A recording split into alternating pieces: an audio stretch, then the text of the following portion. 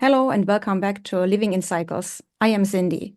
I'm an astrologer, and in this video you learn about divine timing and how you can make astrology personal to you.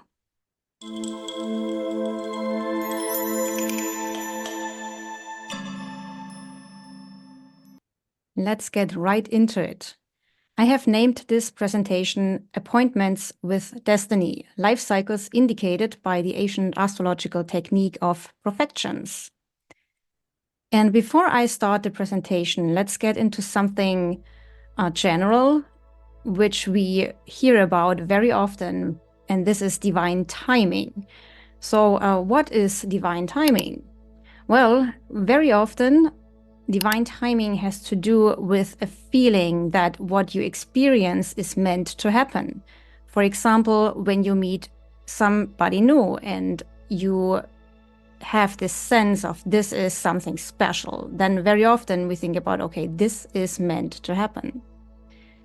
And this feeling, of course, provokes a sense of personal destiny, a sense that we have a certain life path and a purpose in this life.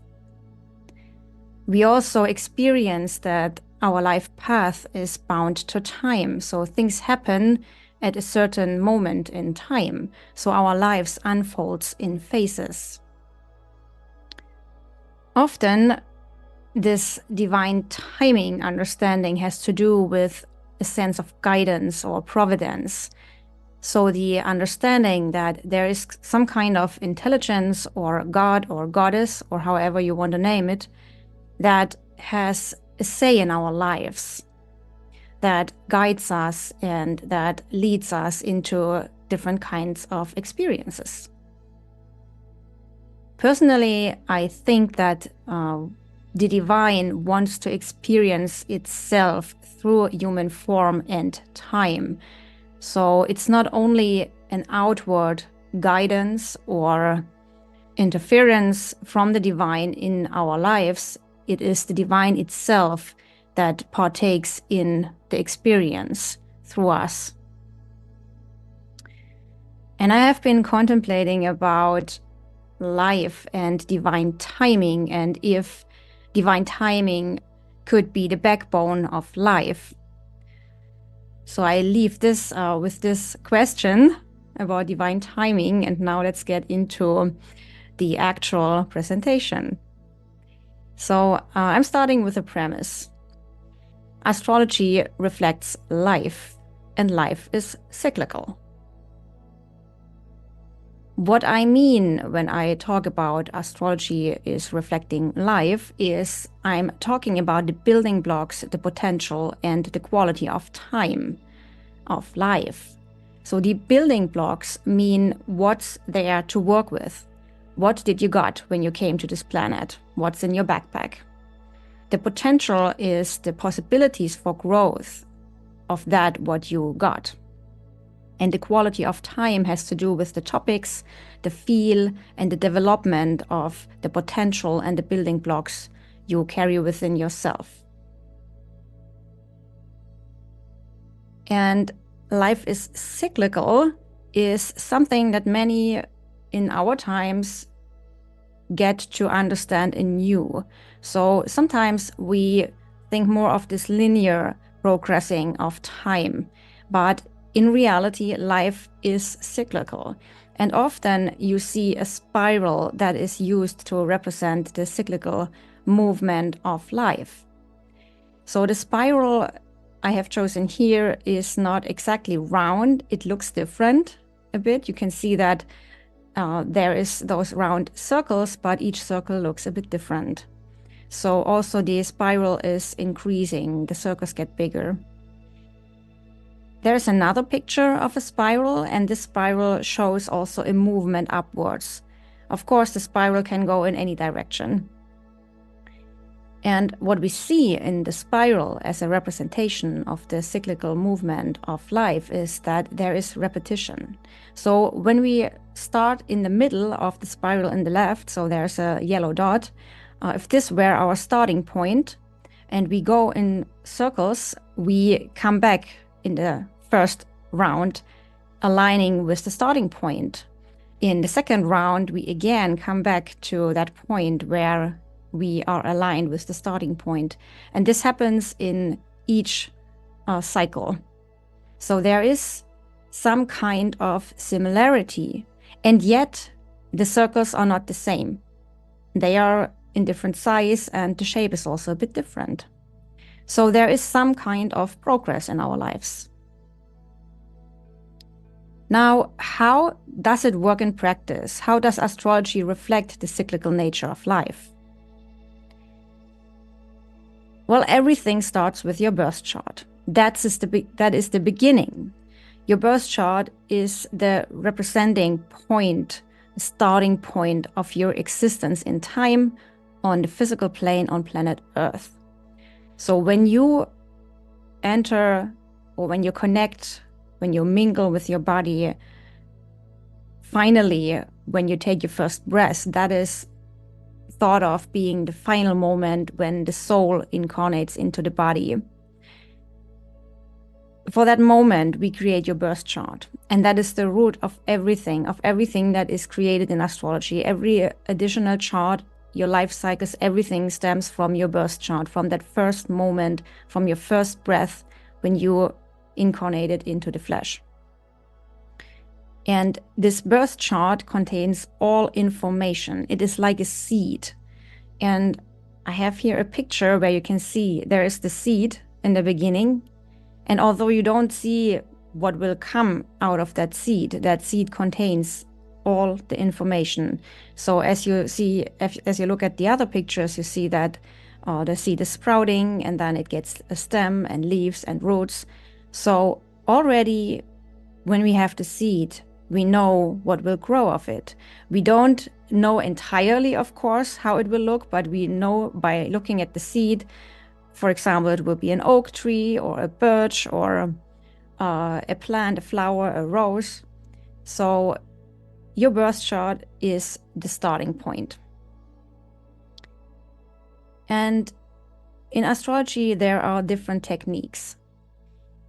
So-called timing techniques or time law techniques tell you something about how your seed unfolds. And first, before I go on, I want you to know that not everything in your birth chart is active all the time. Your chart, like life itself, unfolds in cycles. That is a very important note, because as I said in the beginning, astrology reflects your life. And not everything is happening all the time. Time is progressing, and that is what is happening with your chart. So different timing techniques reflect exactly that, how the seed, how your birth chart unfolds, how it grows. It's telling you something about the possibilities and the circumstances that seed will grow up in. And specifically, timing techniques show you what is active in your birth chart during a given point in time. It actually mirrors the quality of time you face as your life unfolds. And there are many timing techniques. Some are more complex than others. And here are 3 examples. There are profections, and I'm talking about annual profections in this presentation. Then we have zodiacal releasing, which is a very sophisticated and complex timing technique. And then there's also circumambulation through the bounds. There are many more, but only to name a few examples. Now, annual profections of the Ascendant is the topic I'm talking about in this presentation. And in reality, everything in your birth chart is profecting all the time. So not only your Ascendant, but the Ascendant is the starting point. And that is because the Ascendant is the point in your birth chart that is, of all the points, associated mostly with you, with yourself, with your life, with your psyche, with your body, with your whole being. And in a nutshell, what is annual profections? Well, in a nutshell, first of all, it's the most widespread time law technique in the Hellenistic astrological tradition. So this is a basic timing technique. Before you do anything in astrology, before you look at transits or anything, you look at profections. what Profections does is it determines the so-called Lord of the Year, which just means the ruling planet of the year. And as a note here, I will use the abbreviation LOY for Lord of the Year and RPOY for ruling planet of the year in this presentation. I personally like to use ruling planet of the year because we also have planets that are said to represent the feminine, and Lord is not a feminine word, of course. So ruling planet of the year is more neutral and tells you more maybe directly what we are talking about. So the Lord of the Year or the ruling planet of the year identifies significant topics and the quality for a given year. Before we go into the practical part, you might ask yourself, why would you even use Profections? Well, first of all, Profections make it personal. So you go from a general astrological symbolism to a personal one. And by using Profections, you can prepare because you know what to work on. You know what's for you personally significant at any point in time. That helps you also to focus and to use your time and resources wisely. And of course, Profections also helps you to reflect on your development and growth, because not only can you look at the present time, what's happening, what's significant, you can also look into the past and the future. All in all, using Profections helps you to gain self-leadership and mastery. And a word here, as I said already, working with transits is very popular, but actually you need to know what's active in your birth chart before you can do anything with transits. So for example, in my Venus star transits videos, I very often say that it all depends what's active in your chart. So this is exactly what we are talking about right now. Profections is one technique that helps you to understand what is significant for you, what transits, for example, around your Venus star are the ones that actually you could work with and that actually have a say in what you're experiencing right now and what kind of growth you can experience. And if you use those transits, make progress, develop. Let's get into the practical part. What you see here is a so-called Profection wheel. You can download this for free on my website, livingincycles.blog. And this wheel is telling you what house is the active house for a given year. So there is one sign, one house per year, one section of your chart per year. And with this technique, we use whole sign houses and traditional sign rulership. I will talk about traditional sign rulership in the next slide. Whole sign houses is not only a way to divide the circle into 12 sections, it is also the foundation for many techniques like Profections. So it's really a system. It's not only one way to divide the chart. What you do is you count one sign, one section per year from your rising sign, from your ascendant. And you see here in this graphic in the Profection wheel that when you start your life, you start at age 0. When you turn 1, you enter a second house Profection year. When you turn 2, you enter a third house Profection year, and so on. So you go round and round and round in cycles. The house you come to is the ruling planet of the year, the Lord of the year, so to speak. So it depends on your birth chart, it depends on your rising sign, what houses the signs are associated with. And one Profection year runs from one birthday to the next. So you start your personal Profection year with your birthday. And there is, of course, a 12-year cycle. We have 12 sections. Each section is 1 year. And when you come back in your first round, you progress, you come back with age 12, you start a new cycle, a new 12-year cycle. Now, a bit about sign rulership. Why is it important to understand it?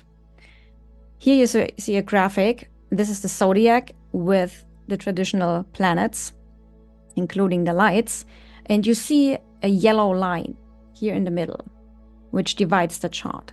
And I have turned the chart in this way for you that you can easily spot what I'm talking about. So we have the lights on the bottom with the moon and the sun, and on top we have Saturn.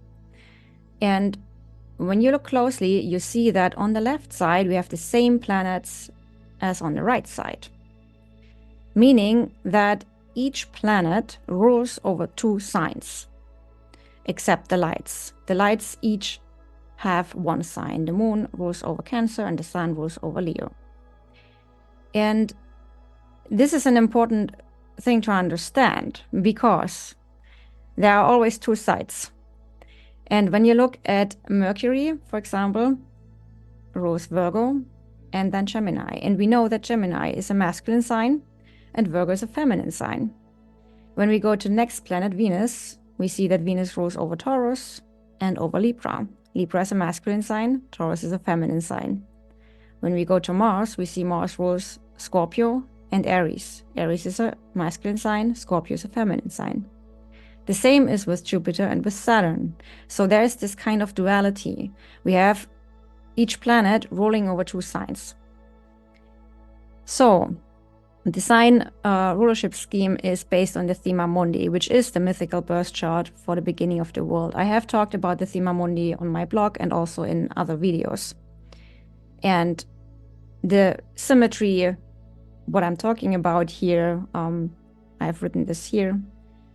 Again, so the moon rules over Cancer, the sun rules over Leo, and then we have each traditional planet ruling over 2 signs. Mercury rules over Gemini and Virgo, Venus over Taurus and Libra, Mars over Aries and Scorpio, Jupiter over Pisces and Sagittarius, and Saturn over Aquarius and Capricorn. So if you were in a profection year that would activate the Aquarius house in your chart, then Saturn would be the Lord of the year, the ruling planet of the year. Now, of course, you also need to know the topics the houses represent. And I have created this chart with some main significations and life areas represented by the 12 houses in an astrological birth chart. This is also on my website for free. There are, of course, many layers of meanings to each house. These are not the only meanings of the houses, and I always advise to try to understand the core signification of the house. So, for example, the 9th house, if you look at the examples here, it has to do with travel, with being abroad, with higher education, foreign things, divination, worldview, religion. So all those topics have to do with expansion. So if you understand the core signification of each house, you can add to the symbolism. You understand what else could there be. Now, let's go into an example. I have created this chart randomly for November 10th, 1978, shortly after 9 a.m. in the morning in Helsinki. And when we look at this chart and want to know what profection house, what house is activated through profections, we know that this person is now age 45. So this person started a 10th house profection year in 2023, which will last until November this year, 2024. The 10th house is Leo. So we know it's a 10th house profection year. And the sign Leo is ruled by the sun. So we know that the sun is the ruling planet of the year. That gives us the information that topics associated with the 10th house are now activated for this person. And the 10th house has to do, for example, with career, with your work life, with your image in the world, what people see you doing. And already that information gives you a lot to work with, but that's not all. You also want to consider a few more things. For example, the condition of the ruling planet of the year, which in our case is the sun, because this gives you the feel of that year. First of all, you would look at, is this planet a benefic or a malefic? The benefics are Venus and Jupiter, and the malefics are Mars and Saturn. And there's nothing strange with it. There's nothing mean with it. It's just the way how life is constituted. It's the way that we experience good things, and then we experience things that are very challenging. And Jupiter and Venus took on the role of representing positive things in our lives, things that we experience as positive, and Mars and Saturn took on the role to represent challenges in our lives. So after that, you would look at the sign the planet is in. In our case, the sun is in Scorpio. So we would look at if the planet, that is the ruling planet of the year, is in a sign that it rules over, in a sign that it is in fall or in exaltation, because that tells you something about how this planet usually does. So already in the beginning, of course, you would see, okay, we have, for example, Saturn in our example, what I was talking about earlier. So if you had an Aquarius profection year, then Saturn would be the Lord of the year, but you would need to look where is Saturn located. Now, if you had a night chart, Saturn would be more challenging than in a day chart, but then adding to that symbolism, adding to that feel is where is Saturn actually located. So if you had Saturn in Aquarius, for example, in its home sign, that it's more pleasant than, let's say, if it would be in Aries, where it is said to be in fall. So these are the considerations that give more insight into the feel of that year. In our case here, in the example, we have the sun in Scorpio, so the sun is not ruling over Scorpio. It's also not in fall, not in domicile, exaltation or detriment. So this is a neutral place for the sun. And then, of course, the places, the 12 sections of the chart also tells you something, what's going to happen during that year, how challenging or how smooth that year might go for you.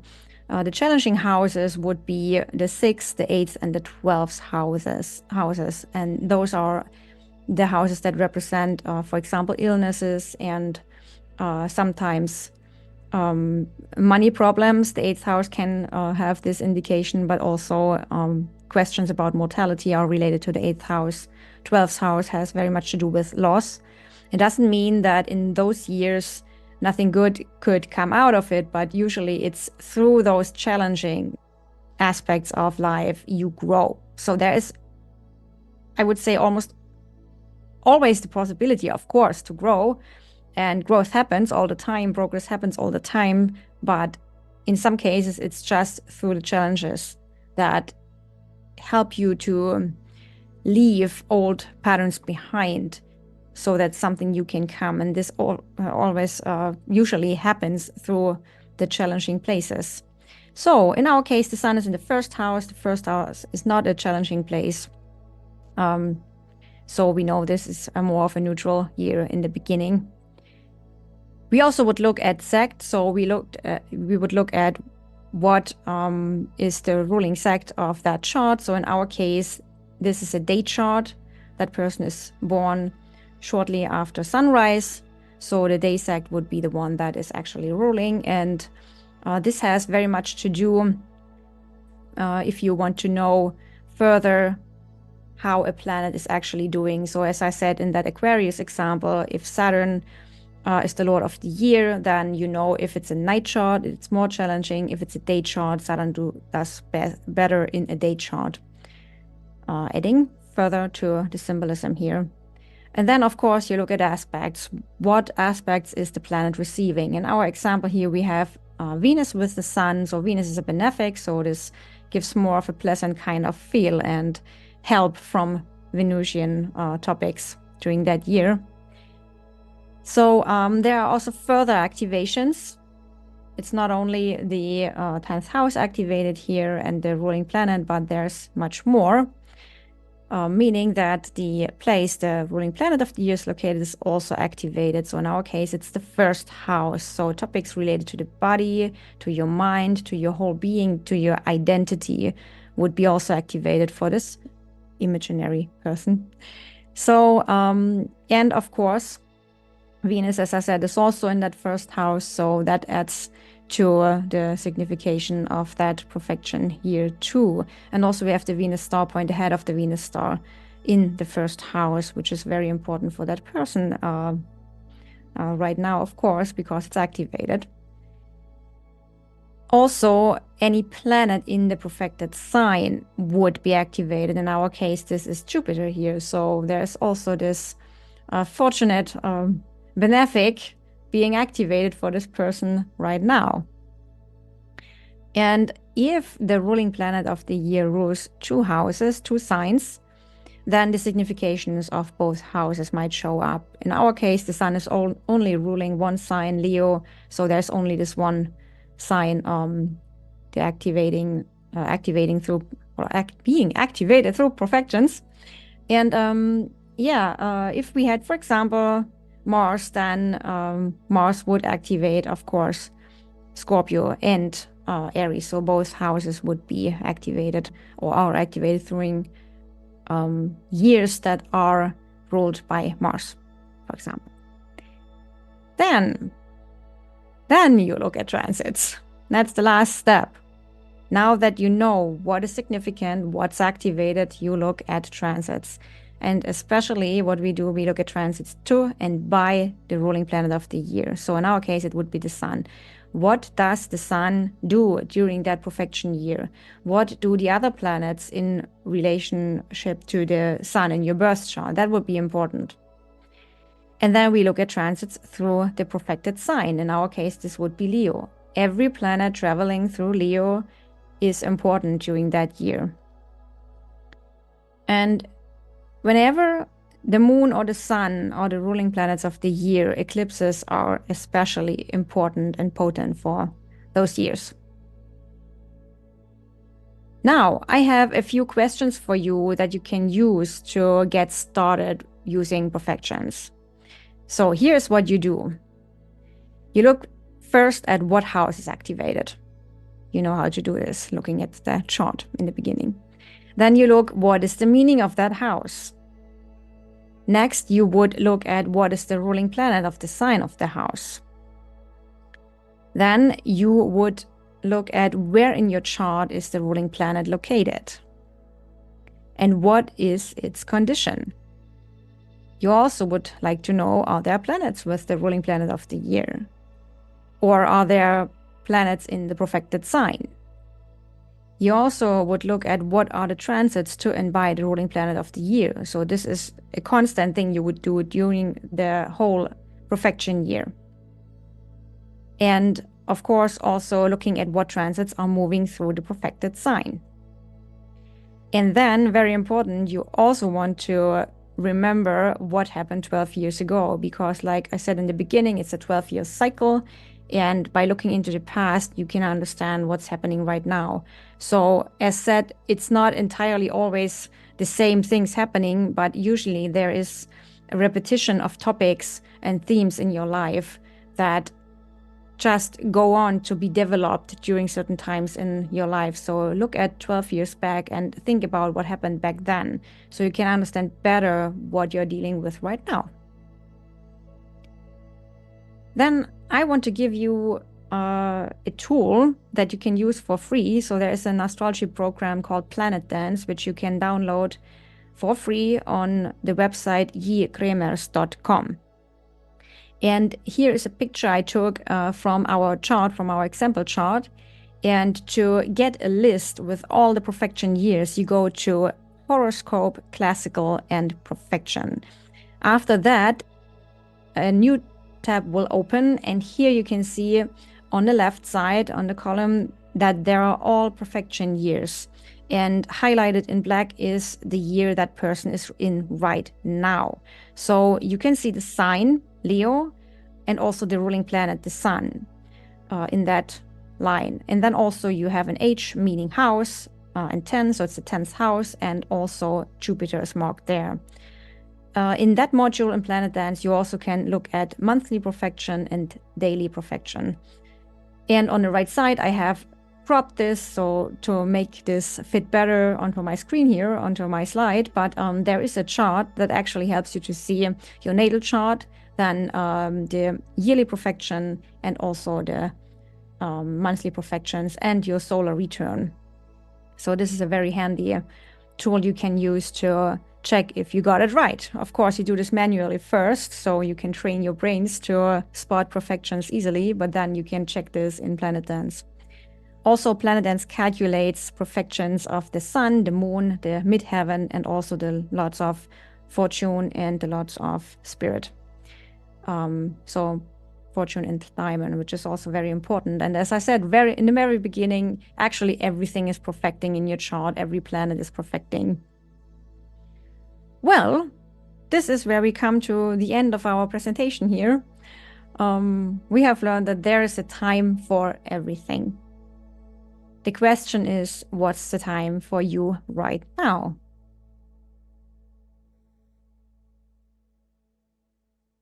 Thank you for watching and for listening. I hope this was an interesting presentation. And let me just stop the screen share here. Yeah, I hope this was interesting for you and this helps you to actually work with astrology in a more personal way, not only taking in the general information, but actually knowing what's significant for you. And of course, I especially hope that this helps you to understand the transits around your Venus star so that you get more out of my monthly Venus star transits videos. And of course, you can also hire me to do the work for you. I'm giving readings and I'm also doing life cycles readings. And in each reading you get with me or you book with me, you get a list with your profections. So I'm taking your data and I'm inserting it in a template I made so you can easily check all your profection years from that list. Okay, that's all for now. I wish you a wonderful unfolding of the seed of your life. I hope you go through phases that help you to grow, and just keep in mind that there is a time for everything. And whenever you come to a challenging phase in your life, there will be an end and there will be a new beginning. And whenever you are in a good phase, in a phase where you feel that you are blessed with beautiful experiences, hold on to them and keep them in your mind and acknowledge that the divine experiences itself through you. And whatever you experience is part of a bigger picture. So in your life cycles, it's not only about you, it's also about other people. But this is a topic for another presentation. Okay, I will stop here and I hope to see you in my next video. Bye-bye.